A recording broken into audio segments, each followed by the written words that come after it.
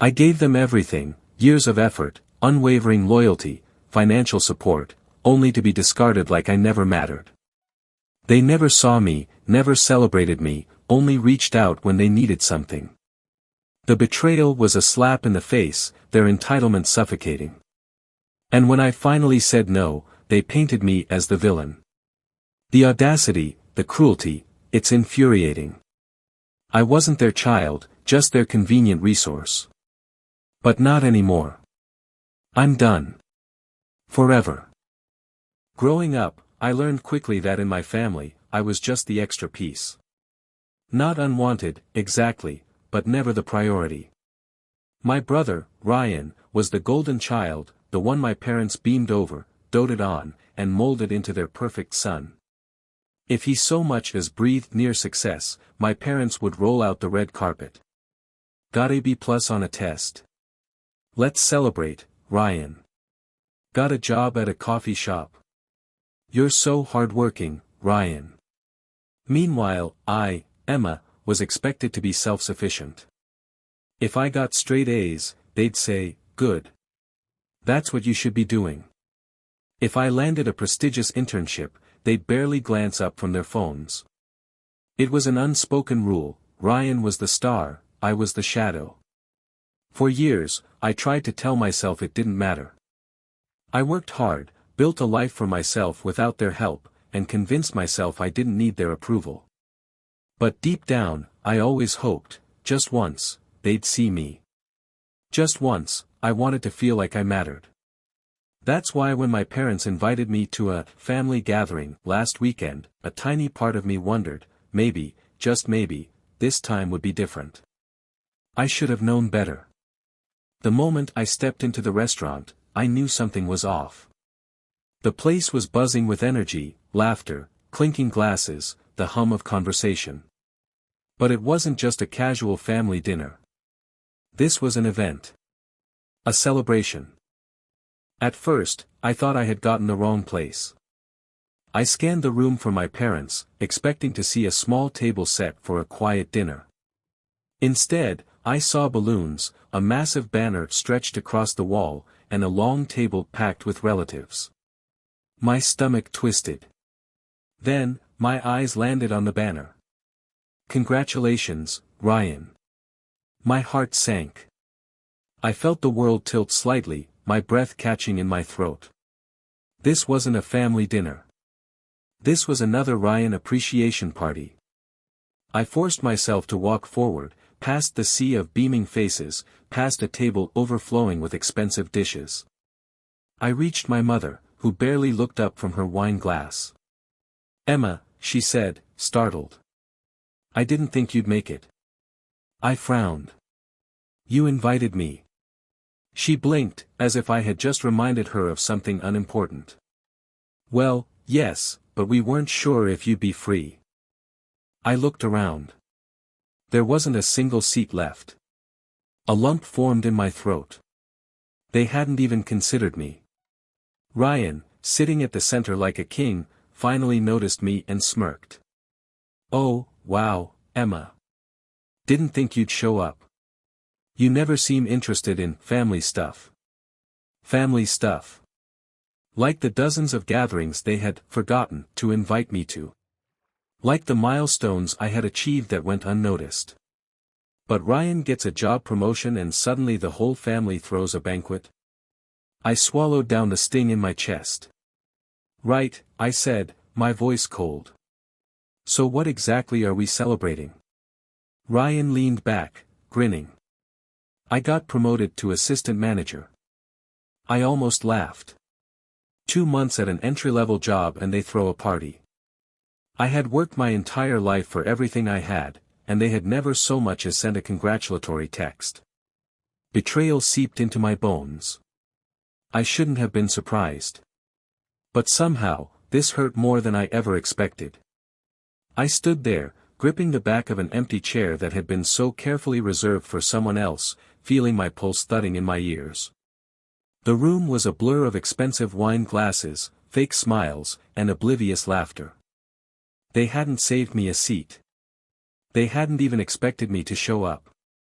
But I had shown up. And for what? To stand on the sidelines while my brother basked in another celebration? To be an afterthought in my own family? I forced a smile, one that felt like it might crack my face in half. So, assistant manager, huh? My voice was light, but inside, I was screaming. That's impressive. Ryan shrugged, basking in the attention like he'd just discovered the cure for cancer. Yeah, well, it's about time they recognized my hard work. Hard work. That almost made me laugh. Ryan had been in that job for barely 2 months. Meanwhile, I had spent years grinding through college, working late shifts, climbing my way up, struggling just to be seen. And yet, not once had my parents thrown a party for me. I looked at my mom, waiting for her to say something, anything. Maybe a quick, "Oh, Emma, we're so proud of you too," or even a simple acknowledgement that I existed. But she didn't. Instead, she turned back to my aunt and continued their conversation as if I weren't even there. Something inside me fractured. I let my gaze drift to my father. He wasn't even looking at me. He was focused on cutting into his steak, seemingly unbothered that his daughter was standing right there, isolated, invisible. I took a deep breath, trying to steady the rage bubbling under my skin. I had a choice. I could stay, force myself into their conversation, pretend this didn't cut me like a knife, or I could walk away. For once in my life, I chose myself. Without another word, I turned on my heel and left. I didn't care if anyone noticed. I didn't look back. If they wanted to pretend I didn't matter, then fine. They could celebrate without me. The drive home was a blur, my hands gripping the steering wheel so tightly that my knuckles turned white. Anger burned through me, a wildfire that refused to be contained. I had spent years swallowing my emotions, biting my tongue, convincing myself that maybe, just maybe, one day, things would be different. But tonight had shattered that illusion once and for all. They didn't forget about me. They chose to ignore me. The betrayal hit in waves, each one more suffocating than the last. How many times had I been there for them? How many birthdays had I shown up to, gifts in hand, smiling and pretending that I didn't notice when my own milestones were treated like background noise? How many times had I bent over backward to prove I was worthy of the same love and acknowledgement that Ryan received without lifting a damn finger? I slammed the car door shut when I got home, my entire body shaking. This wasn't just about the dinner. It was about every moment leading up to it, every sacrifice I had made, every time I had tried to prove myself only to be met with indifference. And now they had the audacity to act like I was the problem. Like I was the outsider crashing someone else's party. My phone buzzed on the counter.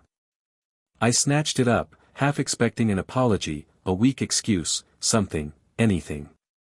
But when I saw the message from my mom, my stomach twisted with rage. "Mom, we didn't know if you'd actually come. You're always so busy with work." That was it. No apology. No explanation. Just a flimsy excuse, as if I had somehow been the one who made myself invisible. I threw my phone down onto the table, my vision blurring with frustration. They would never change. No matter how much I tried, no matter how much I wanted to believe otherwise, they had already decided my role in this family, an afterthought. But I wasn't going to play along anymore. This time, I was done. The silence that followed was louder than anything I had ever experienced. For the first time in my life, I didn't reach out. I didn't check in. I didn't try to smooth things over or pretend like nothing had happened. And the strangest part? They didn't reach out either. Not a single call. Not a single text. No weak excuse. No half-hearted apology. Nothing. At first, I thought maybe they needed time. Maybe they were feeling guilty, maybe they were waiting for the right moment to make things right. But as the days stretched into a week, and then another, the realization hit me with a force I wasn't prepared for. They weren't waiting to apologize. They were waiting for me to come crawling back. That was always how it worked. I got hurt, they ignored it, and eventually, I folded. I showed up, I smoothed things over, and we all moved forward as if nothing had happened. They were counting on that pattern repeating itself. But not this time. I focused on my life. Work became my escape, my safe place where my efforts were actually recognized.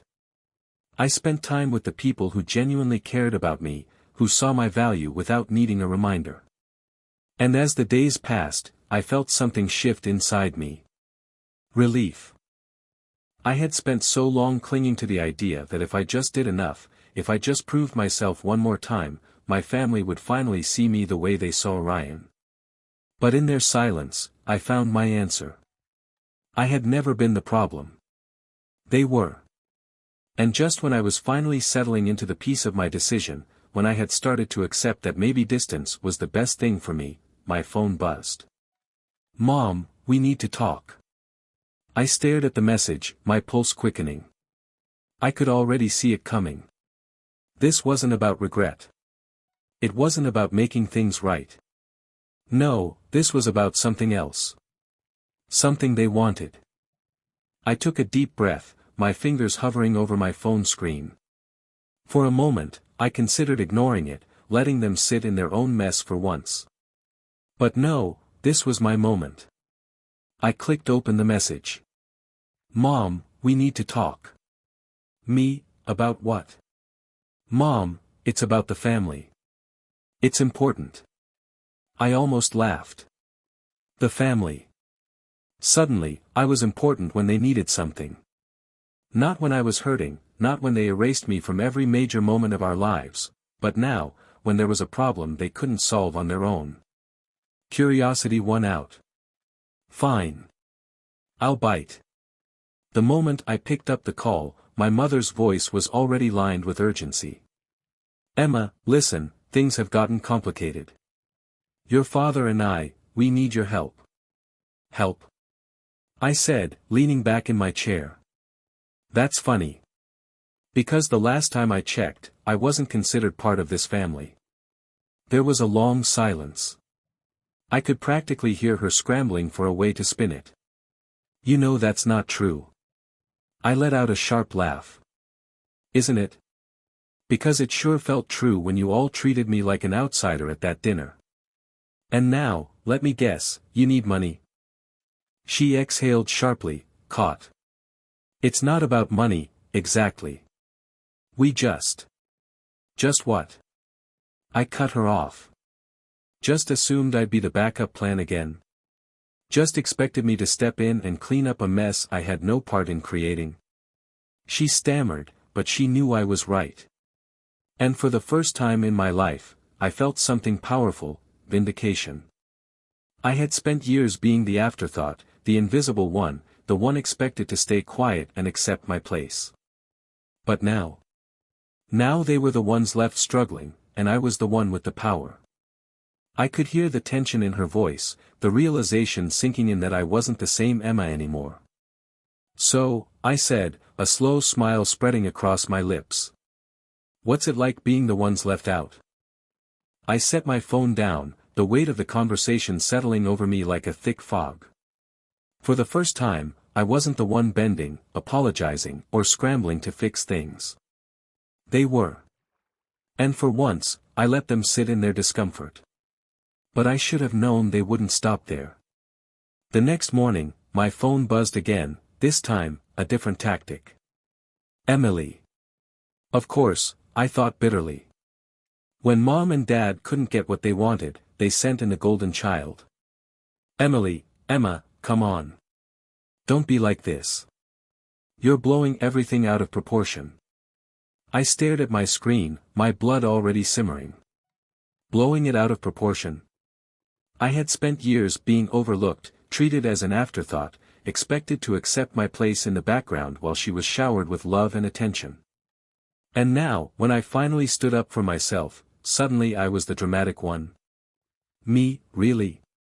That's what you got out of this? Not an apology. Just more gaslighting?" She responded almost immediately. Emily, you know mom and dad don't mean to make you feel left out. They just worry about you less because you're independent. They love you, Emma. I let out a humorless laugh. Love? That wasn't love. That was convenience. I had made it easy for them not to worry about me, so they simply didn't. I had been responsible, so they took advantage of it. And now that I refused to be their safety net, I was the villain. Me, funny how they only care when they need something. I spent years trying to be part of this family, Emily. Years. And not once did any of you think about how that felt for me. But now, because I won't foot the bill, suddenly I'm the problem. She didn't reply right away. I could feel the hesitation through the screen. Then finally. Emily, I didn't realize you felt that way. Too little, too late. Me, that's the problem, Emily. You never do. And with that, I put my phone on silent and walked away. For once, I was done waiting for them to care. I should have known it wasn't over. For a few days, there was silence, almost too much of it. No calls, no texts, no guilt-tripping messages disguised as concern. It was unsettling, like the moment before a storm, when everything is too still. My gut told me they were planning something. Then, it happened. I was at work, mid-meeting, when my phone started vibrating relentlessly. Mom. Dad. Emily. Unknown numbers. A sinking feeling settled in my stomach. Ignoring it, I focused on the presentation, but the buzzing wouldn't stop. Something was wrong. During my lunch break, I finally checked my phone. And there it was, a post from my mother, plastered all over social media. It's heartbreaking when your own child turns their back on you. We raised Emma with love, gave her everything, yet now, when we need her most, she's abandoned us. Families should take care of each other, but some people only care about money. If anyone has advice on dealing with an ungrateful daughter, please let us know. We're devastated. My blood turned to ice. The comments were pouring in. Emma did what? How could she do that to her own family? Disgusting. Some people don't deserve parents. They flipped the script. They made me the villain. My hands shook as I scrolled through the damage. Emily had shared the post, adding her own manipulative touch. I just wish Emma understood what real family means. This is breaking mom and dad's hearts. I felt like the air had been knocked out of me. They didn't just want money. They wanted to ruin me. I clenched my jaw. Fine. They wanted to drag me through the mud. Let's play. I took a deep breath, opened my own social media, and started typing. If they wanted a war, they had no idea who they were dealing with. I was done being silent. I was done being the scapegoat. And most of all, I was about to show them what real justice looked like. The moment my post went live, the internet exploded. I had spent my entire life being careful, holding back, biting my tongue, walking on eggshells, but not this time. This time, I laid everything out for the world to see.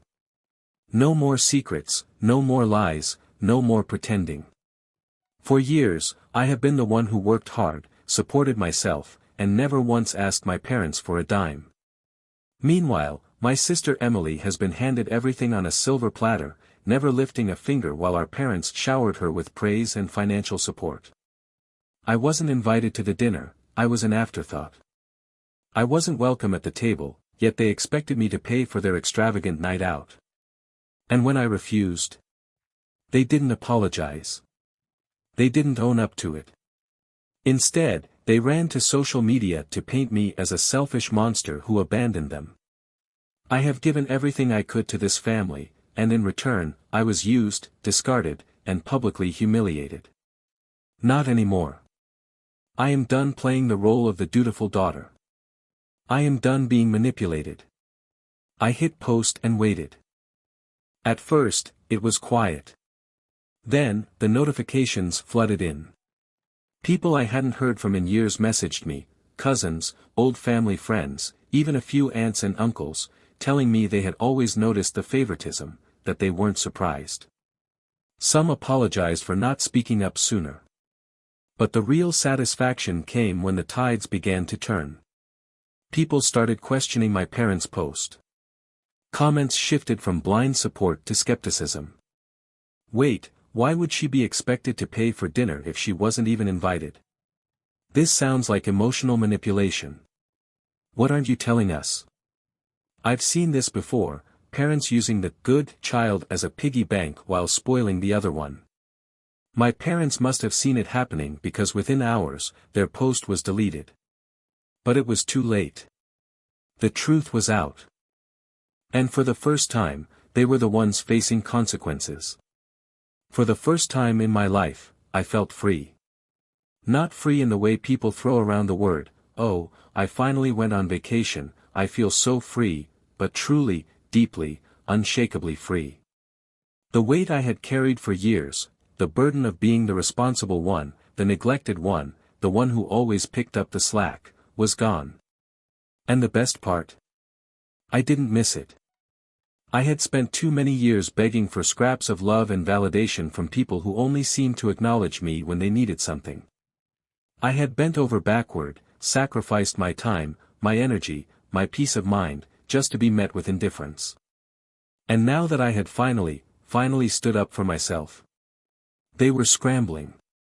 The guilt trips, the phone calls, the desperate attempts to control the narrative, it was all so predictable. My parents had spent years molding me into someone who would always comply, who would always come running when they needed me. But what they had never considered was what would happen when I stopped. And stopping, that was the most empowering thing I had ever done. I didn't just cut them off financially, I cut them off mentally, emotionally, spiritually. I refused to let their opinions dictate my worth anymore. Their disappointment wasn't my problem. Their expectations weren't my responsibility. Their mess. They could clean it up themselves. It was liberating. Instead of obsessing over whether my family would ever see me as their equal, I started focusing on the people who actually did. Friends who had been there for me, who celebrated my wins no matter how small. Co-workers who respected my skills and hard work. People who didn't just tolerate me, they valued me. And I valued myself, too. I started doing things for me, not for my family's approval, not to meet their impossible expectations, but because I deserved happiness on my own terms. I booked a solo trip I'd been putting off for years. I treated myself to things without guilt. I allowed myself to enjoy life without that lingering fear of, what will my family think? Because at the end of the day, I was done letting them define me. The old me? She would have felt guilty.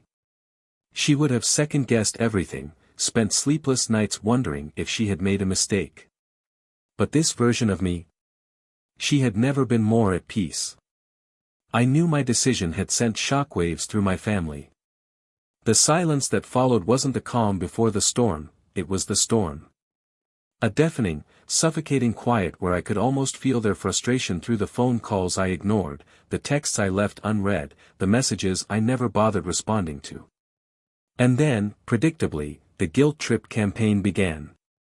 My mother tried to take the heartbroken mother angle, sending long-winded texts about how she never imagined her own child could turn so cold.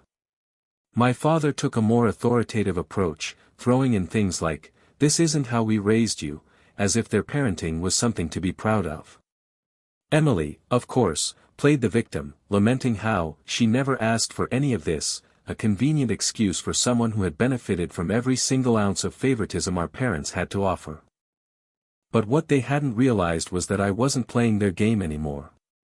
Their words had no power over me.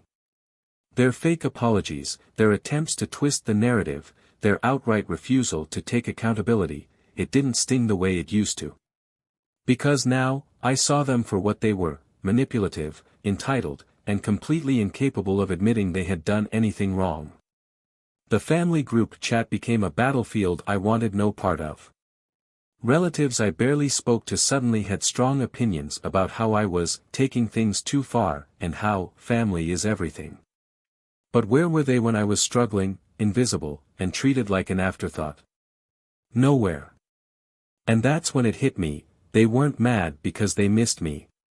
They were mad because I took away their control. For the first time, they were experiencing a world where I wasn't available to be used, and they hated it. But that wasn't my problem anymore. I wasn't coming back. Not now. Not ever.